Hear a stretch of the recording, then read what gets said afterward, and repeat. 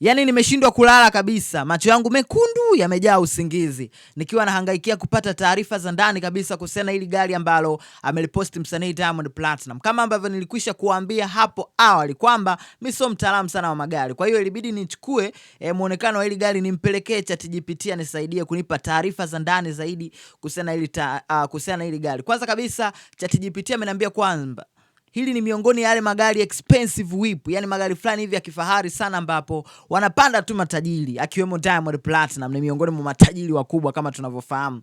Sasa baada ya kushare hili gari nimepata taarifa kwamba hili gari linaitwa Rolls Royce Cullinan CUV kama unavyoona hizo taarifa hapo. Unaona ambapo kwa makadirio bei yake linaenda kuanzia USD dola, yani dola za Kimarekani 390,000 mpaka 450,000 ambazo ukikonveti kwenye pesa za Kitanzania ni bilioni 1.2 mpaka bilioni 1.5 kwa pesa za Kitanzania.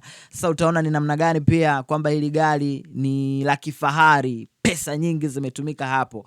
Lakini Diamond ana ile Rolls Royce nyingine ambayo tunaifahamu, ile ya rangi ya blue ambayo tushaizoea by the way. Sasa hapa katikati pia watu wanasema Diamond bana abadilishe msafara, magari tumeshazoea. Sasa huenda pia ili akarudi nalo Bongo. Tutaenda kumpokea pale airport kwa kiukweli, kama akilisafirisha tutakuwa tumebeba matarumbeta tunapuliza kabisa.